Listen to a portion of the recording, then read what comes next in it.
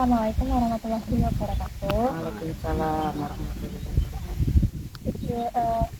Sebelumnya perkenalkan Pak Bu, nama saya Alia Nurlaila. Saya mahasiswa semester 3 dari Politeknik Pembangunan Pertanian Malang.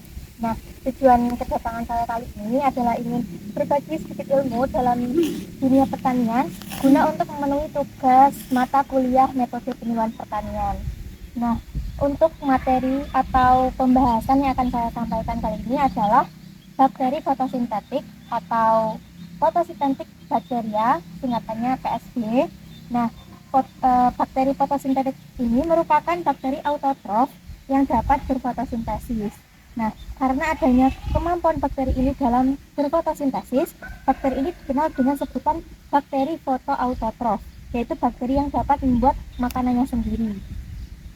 Nah, bakteri ini dapat membuat makanan sendiri itu berasal dari bantuan sinar matahari yang melalui proses fotosintesa. Niki sejenis pupuk organik cair. Jadi bentuknya niku cairan. Nah, selanjutnya saya akan menjelaskan bagaimana cara pembuatan dari PSB niku sendiri. Nah, alat maupun bahannya niku sangat mudah untuk ditemukan di lingkungan sekitar kita. Jadi selain alat dan bahannya itu dapat ditemukan secara mudah, pembuatannya ini sendiri juga terbilang mudah dan harganya alat ini juga terjangkau. Nah, untuk gambarnya seperti ini. Jadi untuk alat bahannya sendiri itu terdiri dari 3 botol air. 3 botol air niku volumenya 1500 ml. Nah, selanjutnya ada air kolam atau air hujan bisa, jadi bisa memanfaatkan air yang dihasilkan dari tabah hujan. Nah, yang selanjutnya itu ada 2 butir telur, lalu ada micin atau penyedap rasa. Pasti ibu-ibu di rumah itu tidak mungkin tidak punya, nggih. Nah, yang terakhir adalah saus tiram. Nah, untuk pembuatannya sendiri itu juga terbilang mudah, Pak, Bu.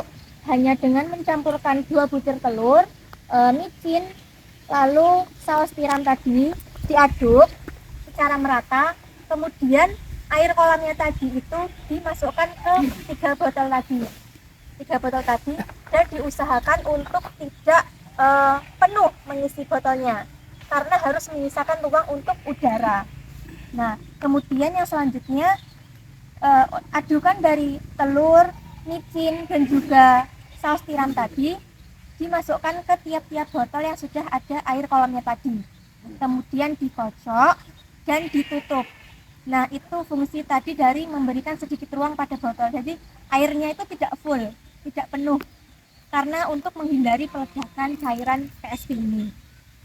Nah, kemudian setelah jadi, warna dari cairannya itu sendiri putih kecoklatan untuk setelah jadinya. Kemudian dalam jangka waktu 5 hari itu menjadi lebih pekat seperti ini. Nah, untuk 15 hari warnanya berubah menjadi warna merah jambu, seperti jambu biji warnanya. Nah, untuk 35 hari ke depan warnanya sudah berubah lagi menjadi merah marun, keungu-unguan. Jadi menjadi ini sudah bisa diaplikasikan ke tanaman. Nah, untuk cara pengaplikasiannya sendiri itu dapat dimasukkan dalam tangki semprot, dimasukkan dalam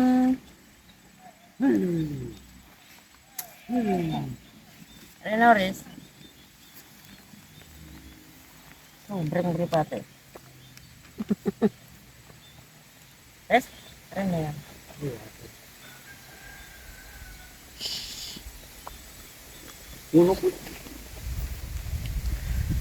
dimasukkan dalam sprayer. Jadi nanti takarannya niku cukup dengan 2 tutup botol mawon, sekitar 10 sampai 15 mili.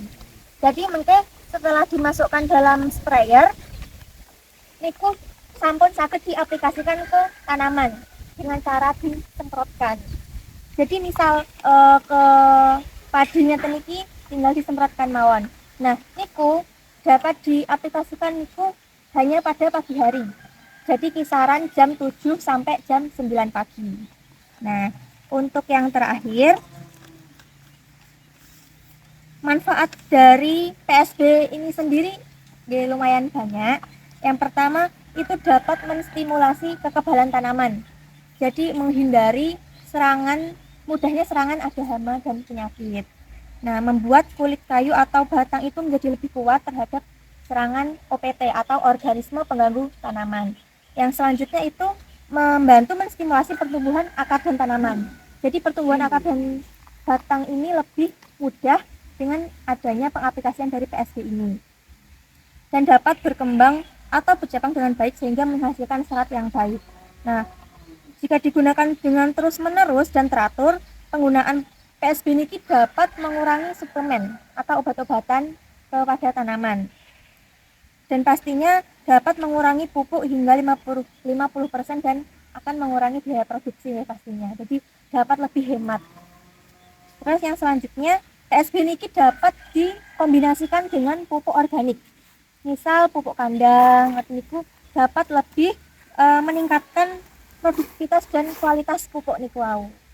Dan yang terakhir, selain untuk tanaman pangan seperti padi, jagung, PSB niki dapat juga diaplikasikan ke tanaman hortikultura maupun tanaman pangan.